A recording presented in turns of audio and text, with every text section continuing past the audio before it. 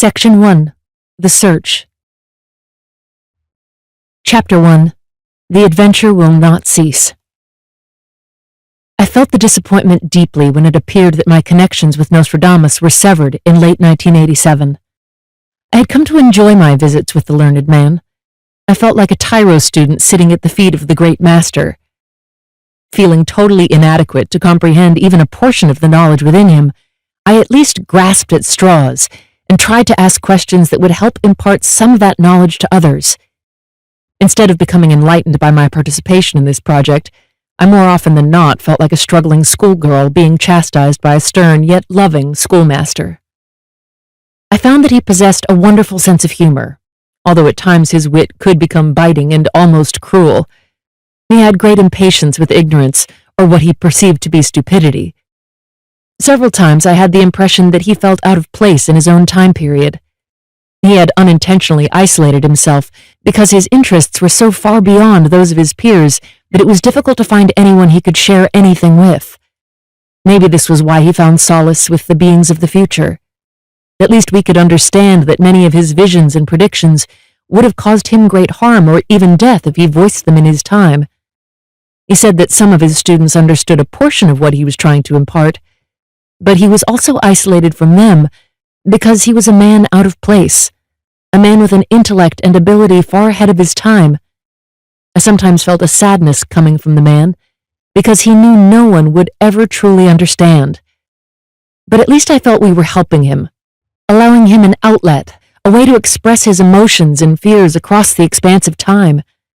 Maybe we were helping him in this way as much as he was helping us. But now that all seemed to have come to a close. In my work as a hypnotist regressionist, the information does not come from my own mind. It must come from others, subjects that have the stories of past lives locked within their subconscious. Or in the case of Nostradamus, subjects who have the ability to enter a deep trance level and follow his instructions to locate him beyond the portal of time. Once there, they must also have the ability to translate complex symbolism into images we can understand. All of these traits were not easy to find. I had been fortunate to have accomplished this with 3 subjects, but I still considered this more luck than expertise.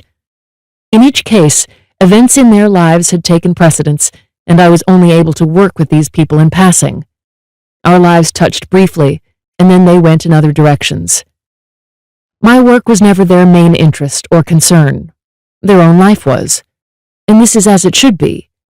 The finding of 3 people who were able to contact Nostradamus was against all laws of coincidence. I should have been satisfied with that. How many times did I expect to accomplish the impossible? I had been given enough material to complete 2 books. The stories of these contacts were told in Volume 1 and 2. I would have to close the door on this adventure and continue with my myriad of other projects. I was still working with many subjects, following various stories that claimed my interest and which I felt would evolve into books at some time in the future. I was certainly not at a loss for something to write about. But in the back of my mind was the nagging feeling of leaving a task uncompleted.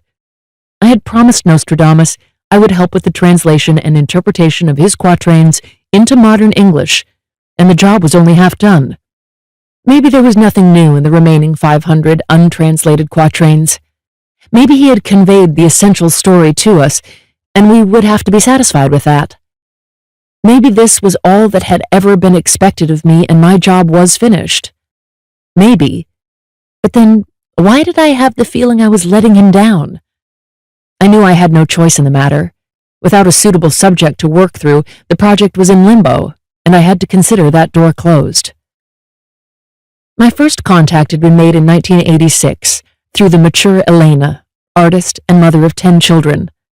She had been the key, the primary catalyst, or bridge, when it was discovered through an ordinary past life regression that she had been a student of Nostradamus in France during the 1500s. This surprise revelation led to Nostradamus speaking directly to me and handing me the assignment of translating his quatrains, or prophecies.